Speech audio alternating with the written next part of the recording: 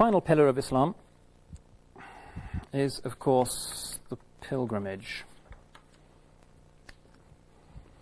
the Hajj. Again, Islam is not being terribly original here.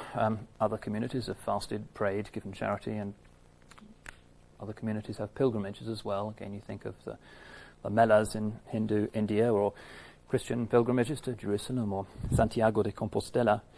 But in Islam it's particularly important, and it is an obligation for everybody who can afford to go. The Quran actually specifies this. Now, the Hajj has many functions.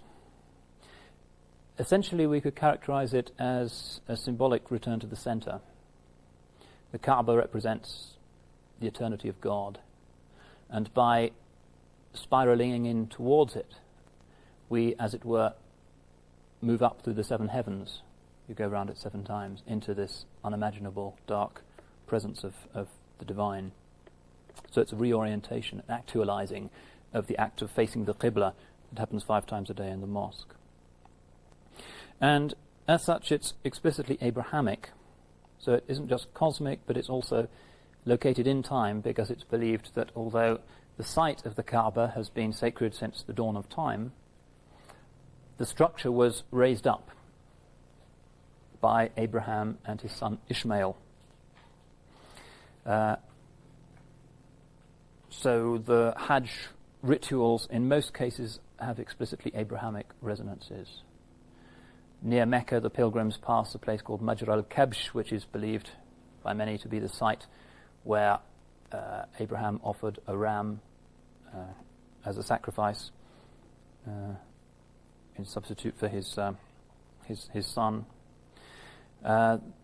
Another fundamental practice of the Hajj is stoning the pillars, which represent the 3 points at which the devil appeared to Abraham in order to attempt to distract him or deflect him from executing this divine command.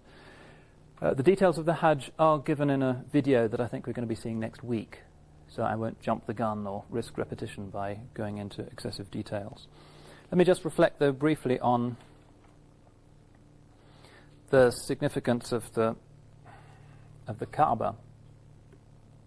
The word Kaaba means a cube, and that's, well, almost, not quite a cube, but almost what the Quran is. And again here, by venerating a cube as a sign of the divine presence, Islam isn't being terribly original, because there are biblical and a lot of other hints that suggest that a cube is regarded as being the most pure and exalted of all architectural shapes. The Revelation of St. John, for instance, describes the resurrection city as being a cube, measuring 12,000 cubits on each side. The Holy of Holies in Solomon's temple is, of course, a cube. But what the Kaaba represents is the great paradox of all religion, which is how the center can be present in the periphery. God is the center, the periphery is not God. We live at the periphery because we see differentiation forms around us. And holiness, what Islam calls barakah, blessedness, grace, is the paradoxical presence of the center in the periphery. The world, including Mecca, is periphery, but by indicating that his presence is located in that most blessed of places, God is giving us the news that there is an intersection between heaven and earth. Heaven and earth are not irreconcilably, hopelessly separated, but that it is possible, as we symbolically reenact it in the process of Hajj, for us to come to God before we die in this world. The mystics of Islam in particular have delighted in the symbolism of the Kaaba, and particularly the symbolism of the black stone, which is set into one of the 4 corners of the Kaaba, which is, as a hadith indicates, God's right hand on earth. Mysticism and the meaning of the rites really should be postponed until my next lecture, but it's important to remember, particularly if you're, say, showing a film about the Hajj to people who know nothing much about Islam, that this is not just a series of apparently meaningless practices, a kind of obstacle course. each one of the practices seems to affect a particular alchemical transformation in the souls of those who perform them. Exactly how that works is very difficult to put into words, but it's palpably the case that the pilgrims at the end of their 3 or 4 days of the practices in Mecca are radically different in condition. I've done the Hajj myself 3 times, and I used to go partly because they gave me a good rate with a group of bankers, and on their way in they would be chattering and rather sometimes selfish and not sharing the water and the salt pills and the other things you take with you on the Hajj.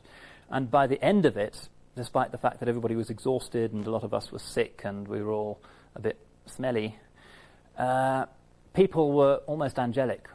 And exactly how that had happened, I don't know, but the Hajj, mysterious as its forms may sometimes appear, clearly does work a very profound transformation in the human soul. It's a case of, as so often in religion, proof of the pudding being in the eating. Now, you can say that the Hajj is a kind of culmination. It's the last of these 5 pillars for a reason. Often, usually in fact, it will be the last of the 5 pillars that a believer learns about and practices. And again, it's a reminder of the fundamental assumption of the religion, which is that we're linked to the natural world. 5 prayers follow the movements of the sun. The Zakat and Ramadan follow the lunar calendar, and hence they're dictated by movements of the moon. And the Hajj, which is a kind of journey to the center of the world, the axis mundi, this point of intersection of heaven and earth, happens once in a lifetime. And this really is the function of Muslim worship. It's not sacramental. It's not about redemption. It's not about being included in somebody else's salvation. It's what the Quran calls dhikar. Each one of these practices is described as a dhikar. Dhikr means remembering. And in the Islamic understanding, the human situation, the human predicament, if you like, is not sin, although we do sin. It's forgetfulness. We've forgotten where we were, what we were before we came into the world. And all of these practices are designed to remind us, to reorient us, to move us back from illusion to reality, from the periphery to the center. All of these, of course, are pillars. They are not the essence of the religion itself. Nonetheless, they are regarded as being indispensable. One is not accounted a full member of the community in practice unless one is committed, at least formally, to these basic practices.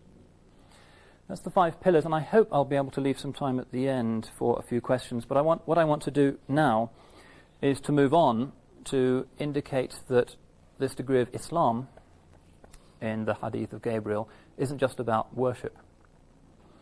From the Muslim or to put it more precisely, from the Muslim understanding, worship is not just about praying, fasting, charity, and so forth, the things that in the West would traditionally be regarded as religious activities. In fact, because Islam seeks to affirm the potential sanctity of every aspect of life, it believes that God has had something to say and has indicated an ideal pattern of behavior with respect to every legitimate human activity. So that doing business, the Prophet was a businessman, can be regarded as a form of worship. Even eating and sleeping, basic bodily needs, if done with the right intention, in other words, to gain greater strength to serve God and humanity, are also considered acts of worship for which we are rewarded. Even human sexuality, the Prophet explained, is something for which we are rewarded. If it begins with a prayer and is done in a selfless spirit, it's also an act of worship. Key term here being, that is worth knowing, ibadah. It means something a bit more than worship. It means a state of submission or even slavehood, affirming our dependence upon God and our free conforming to the pattern of natural, normal human behavior that he has laid out in Revelation.